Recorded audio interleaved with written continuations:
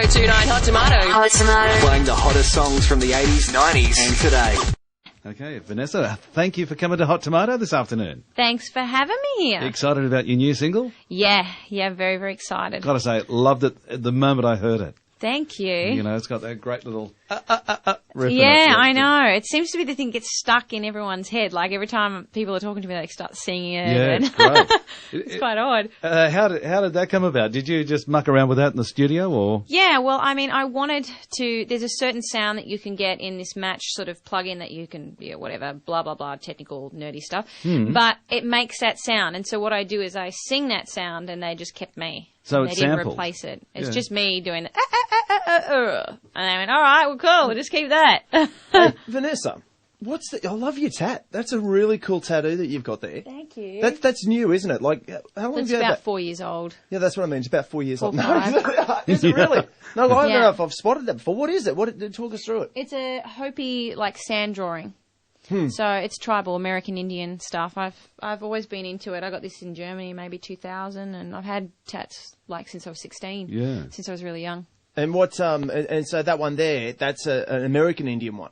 Yeah. But It's you- all American Indian. Oh, everything's American Indian. Yeah. Really? So you've got no American No. Indian in you? No, I just You're a love Melbourne girl, aren't you? Yeah.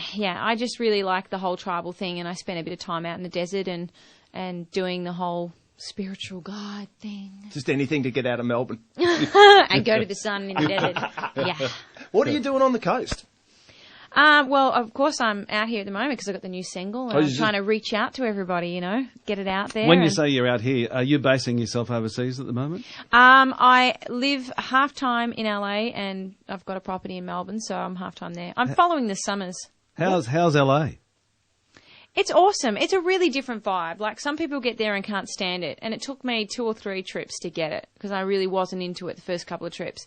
But now I love it because I've got my little place, I've got the places I like to hang at, and I've found a real sort of layback feel, which the city's a bit chaotic. Are you part of the sort of Aussie contingent of celebs over there, like the Sophie Monk sort of brigade? We have 1 million Australian people over there. It's crazy. I meet more Aussies over there sometimes than I do Americans. But who are your mates over there? Like, can you name drop for us? You got any, cool celeb mates over there?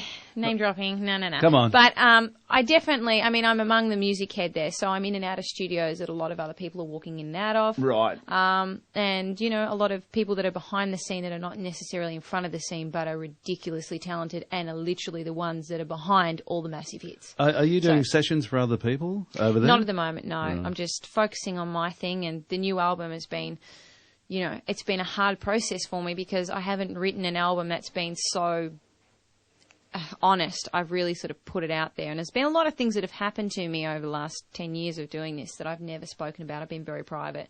So this next album is definitely sort of What is exposing it? Like, what are those things that you get what right are into? they? Well, you'll be able to read the back of the album. It'll say it straight away. What does it say?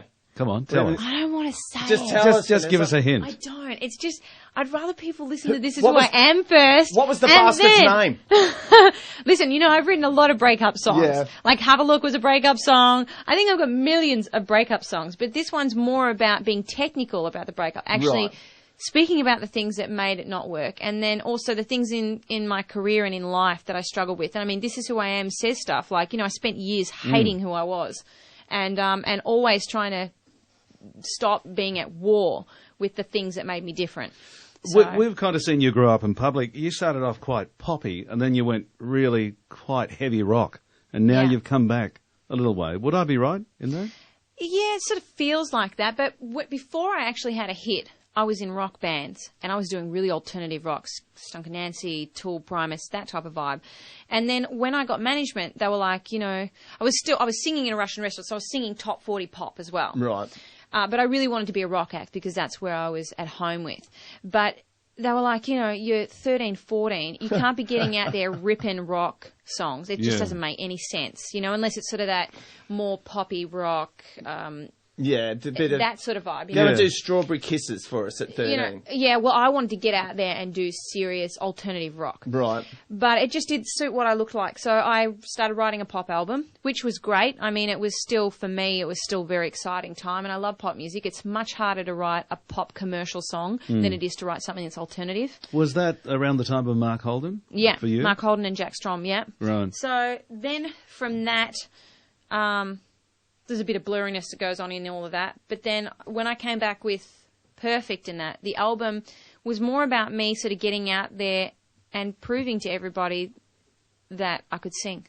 Because I'd been gone for such a long time, I was really nervous whether I'd be accepted again and whether I was, you know... Yeah, I'm just thinking back now, because your voice is so, unique. You go, bang, that's Vanessa Amorosi. Like, I hear Beyonce and I think, oh, it could be this girl, it could be that girl. Your voice is just, it's really unique. But then at one stage, what I remember, and I might have this completely wrong, after you'd already had a big hit, weren't you at one stage, did you work as a fencer? Like, were you... No. So, my boyfriend was a fencer. Right. And as it usually happens, the rumour gets around and it's your boyfriend's a fencer. Sounds so you good, are. though, yeah.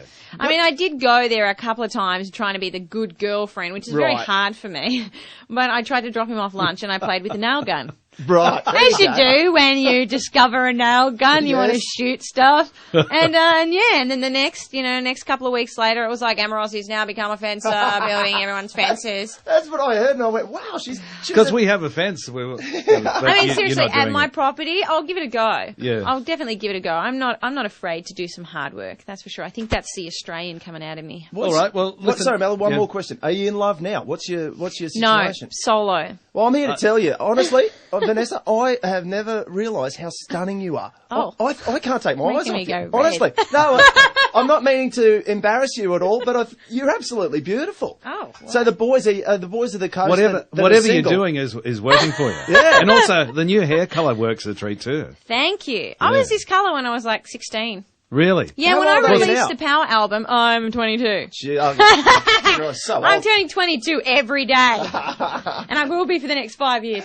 No, when I was a kid, I came out with the Power album and I had orange hair back then. Right. I was really bright. And so I think it's like, when you hit the 25 mark, you're always like going through the midlife crisis. I haven't hit it yet, so I don't know. So I'm now going back to childhood. All right, well, your brand new single is out now. You can go and get it. Everybody, they can go and buy it. Would you like to intro it for us? Yeah, well, this is my new single, This Is Who I Am, and I hope you guys like it.